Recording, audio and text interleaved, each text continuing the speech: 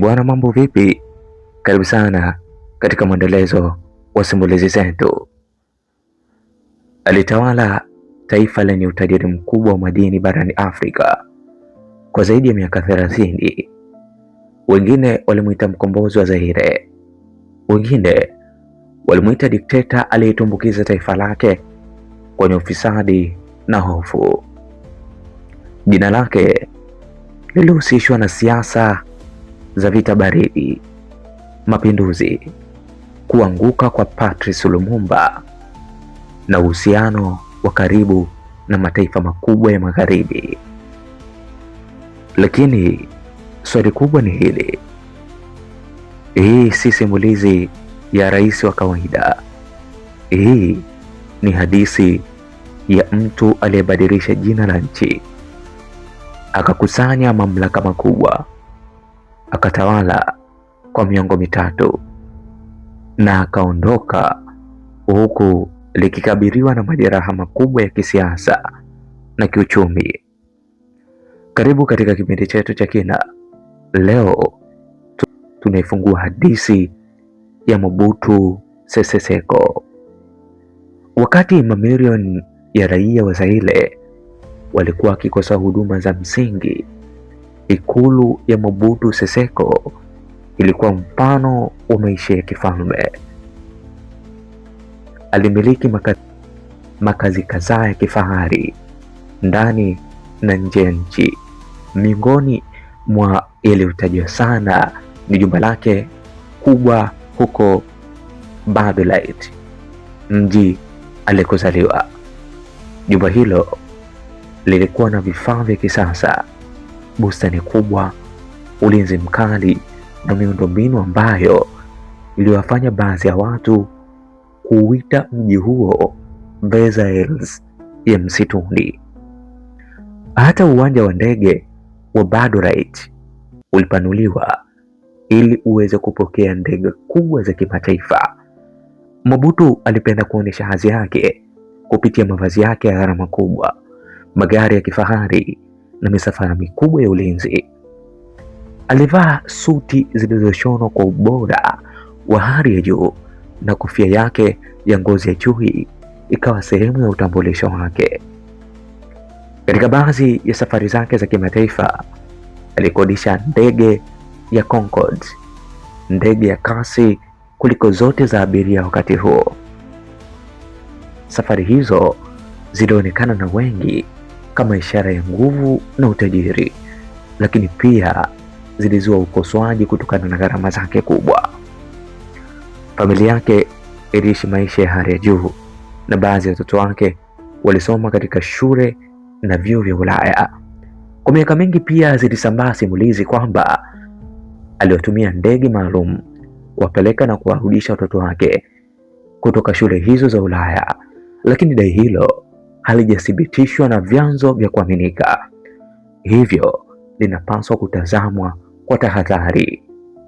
Wakati huo huo, uchumi wa Zaire uliendelea kuzorota. Madeni ya taifa yaliongezeka, miundombinu mingi iliharibika na wananchi wengi waliendelea kuishi katika maisha ya umasikini licha ya nchi kuwa na utajiri mkubwa wa madini kama shaba, almasi, dhahabu na kobalt. Wakosoaji wake walidai kuwa utajiri wa taifa ulielekezwa zaidi katika kuimarisha utawala wake na maisha yake binafsi kuliko maendeleo ya wananchi. Hii ndio sababu hadi leo Mobutu Sese Seko anabaki kuwa mmoja wa viongozi wenye utajiri na utata mkubwa zaidi katika historia ya Afrika. Lakini hakuna aliyezaliwa na ikulu, ndege za kifahari au mamlaka makubwa. Ili kumwelewa Mobutu Sese Seko, lazima turudi nyuma kabla ya utajiri, kabla ya Zaire na kabla ya kuwa mmoja wa watawala wenye ushawishi mkubwa zaidi barani Afrika. Mwaka 1930 katika mji mdogo wa Lisala uliokuwa sehemu ya koloni la Belgian Congo, alizaliwa mtoto aliyepewa jina la Joseph Bizaya Mobutu. Baba yake alifariki akiwa bado mdogo, hivyo alilelewa zaidi na mama yake. Akiwa mtoto, Mobutu alionekana kuwa mchangamfu, mwenye akili na aliyependa kusoma, lakini pia alikuwa na tabia ya ukaidi na kupenda kuhoji mamlaka. Alisoma katika shule ya wamisionari wa Kikatoliki ambapo alipata nidhamu kali, lakini mara kadhaa aliingia kwenye migogoro iliyomletea adhabu. Baada ya kuacha shule, Mobutu alijiunga na jeshi la kikoloni la Ubelgiji, Force Publique. Huku alipata mafunzo ya kijeshi, akajifunza Kifaransa kwa kiwango cha juu na akaanza kujenga mtandao wa watu ambao baadaye ungekuwa muhimu katika safari yake ya kisiasa. Baada ya kuondoka jeshini, aligeukia uandishi wa habari. Kazi hiyo ilimfikisha karibu na viongozi waliokuwa wakipigania uhuru wa Kongo, ikiwemo Patrice Lumumba. Hakuna aliyedhani kwamba kijana huyo angekuwa mmoja ya watu wenye ushawishi mkubwa zaidi katika historia ya nchi hiyo. Lakini uhuru wa Kongo mwaka 1960 haukuleta amani. Ndani ya muda mfupi, taifa hilo liliingia kwenye mgogoro mkubwa wa kisiasa na jeshi. Katika machafuko hayo, Joseph Desire Mobutu alianza kupanda ngazi za mamlaka kwa kasi isiyotarajiwa, na hapo ndipo simulizi yake ilibadilika milele. Mwaka 1960 Belgian Congo ilipata uhuru na kuwa Jamhuri ya Kongo. Sherehe zilifanyika, lakini nyuma ya pazia kulikuwa na mgawanyiko mkubwa wa kisiasa, jeshi lililoasi na mataifa makubwa ya vita baridi yaliyokuwa yakifuatilia kwa karibu kile kilichokuwa kinaendelea. Patrice Lumumba akawa waziri mkuu wa kwanza wa taifa hilo jipya.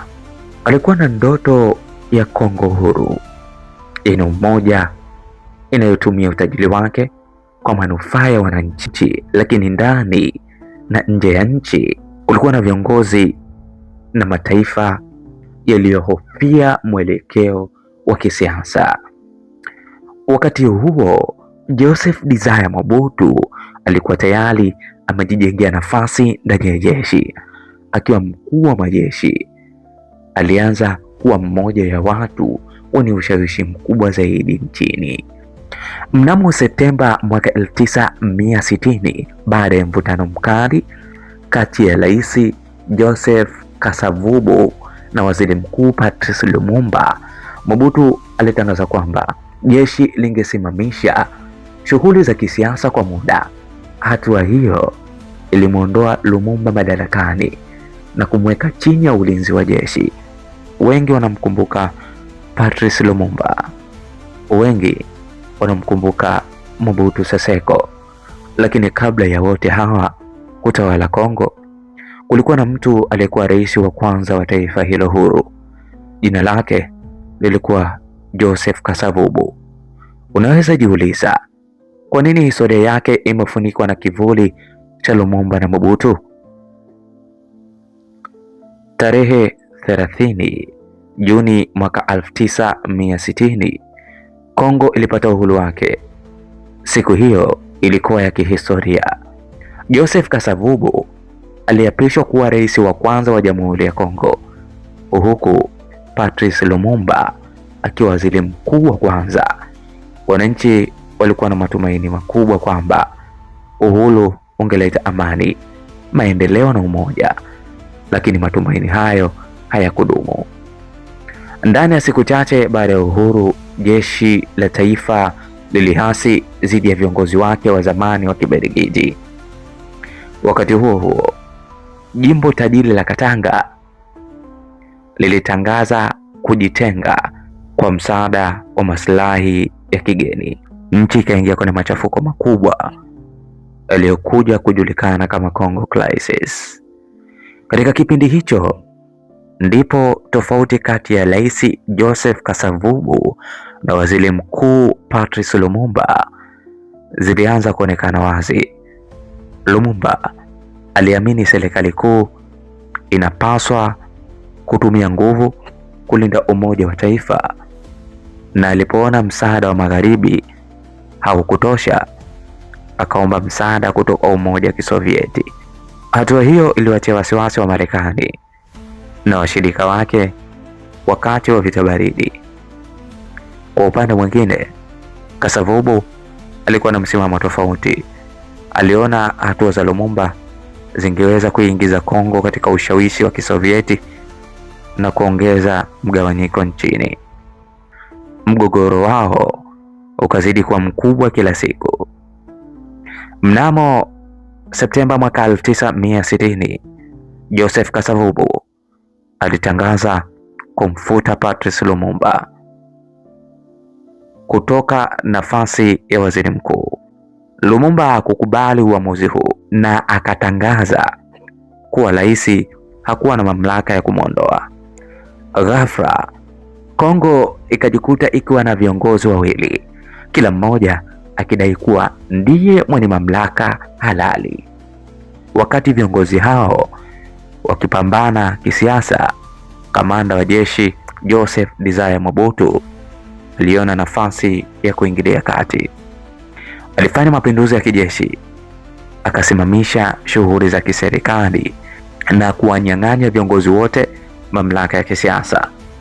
Lumumba aliwekwa chini ya ulinzi, baadaye akakamatwa na hatimaye akauliwa Januari mwaka 1961, tukio ambalo hadi leo linaendelea kuwa miongoni mwa sura zenye utata zaidi katika historia ya Afrika.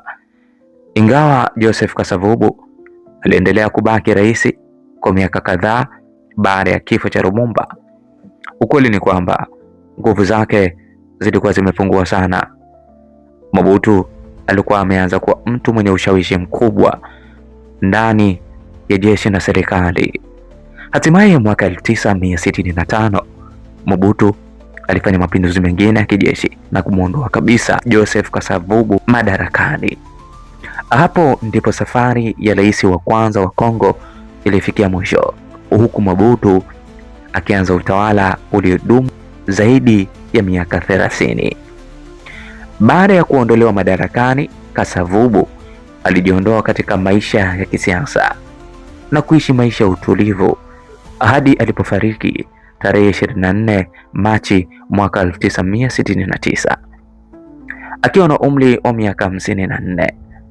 Tuachane na Kasavubu, turejee kwenye historia ya Mobutu. Patrice Lumumba alikamatwa na kuhamishiwa hadi Katanga ambapo aliuawa tarehe 17 Januari mwaka 1961. Mauaji hayo yameendelea kuwa moja ya matukio yenye utata mkubwa katika historia ya Afrika. Uchunguzi wa baadaye umeonyesha kuwa viongozi wa Katanga na maafisa wa Ubelgiji walihusika moja kwa moja, huku nyaraka zilizofichuliwa zikionyesha kuwa Marekani pia ilikuwa ikitaka Lumumba aondolewe madarakani. Nafasi kamili ya Mobutu katika mchakato ulioishia katika mauaji hayo bado umekuwa mjadala wa kihistoria, lakini wengi wanakubaliana ya kwamba mapinduzi yake yalikuwa sehemu muhimu ya mlolongo wa matukio uliomuondoa Lumumba kwenye mamlaka. Baada ya Lumumba kuondolewa, Mobutu hakuchukua urais mara moja.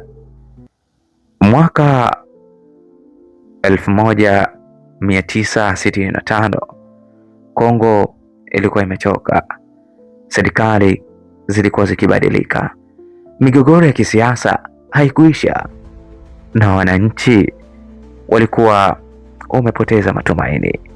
Ndipo tarehe 24 Novemba Mobutu alichukua mamlaka kwa haraka na akaahidi kurejesha utulivu, umoja na maendeleo. Watu wengi walimkaribisha wakiamini kwamba angekomesha miaka ya machafuko, lakini baada ya kuingia madarakani, Mobutu alianza kubadilisha mfumo mzima wa nchi. Vyama vingi vya siasa vilizuiwa na chama chake kilitawala siasa za taifa. Kadiri miaka ilivyopita, sauti za upinzani zilipungua, huku mamlaka yakikusanyika, huku mamlaka yakikusanyika zaidi mikononi mwa rais. Katika kipindi cha vita baridi, Mobutu alijijengea uhusiano wa karibu na Marekani, Ubelgiji na mataifa mengine ya Magharibi. Kwa kuwa alikuwa mpinzani mkubwa wa ukomunisti, alipokea msaada wa kifedha, kijeshi na kisiasa.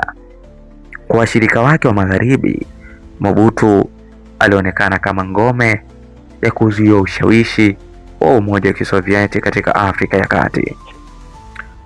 Lakini ndani ya nchi picha ilikuwa tofauti.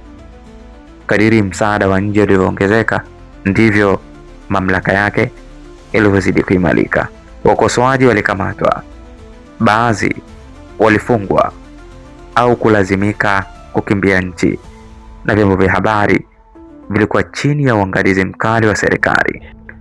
Mwaka 1971 Mobutu alitangaza hatua ambayo ilistua dunia. Alisema kwamba taifa lake lilipaswa kuachana na ulisi wa ukoloni na kujenga utambulisho wake wa Kiafrika. Alibadilisha jina la nchi kutoka Democratic Republic of Congo kuwa Zaire. Mito, benki, taasisi na hata majina ya watu ilihimizwa kubadilishwa ili kuonesha utambulisho mpya wa Kiafrika. Na hapo Joseph Mobutu alibadili jina lake na kujiita Mobutu Seseko Kukubendu wa Zabanga. Jina la Mobutu Seseko Kukubendu wa Zabanga ilitokana na lugha ya Ngbandi. Mobutu mwenyewe alikuwa ni mtu wa kabila la Ngbandi lenye maana ya jumla inayotafsirika kama shujaa mwenye nguvu asiyeweza kuzuirika, ambaye kwa uvumilivu na nia yake ya kushinda huenda kutokana na ushindi mmoja hadi mwingine, akiacha moto nyuma yake.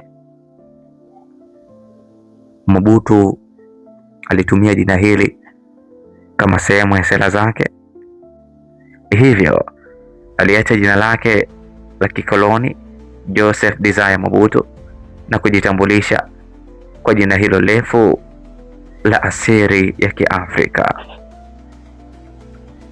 Lakini kadiri jina la Mobutu lilivyozidi kuwa kubwa, ndivyo mamlaka yake ilivyozidi kuwa makubwa. Serikali haikumwona tena kama rais wa kawaida. Hii ni sehemu ya kwanza.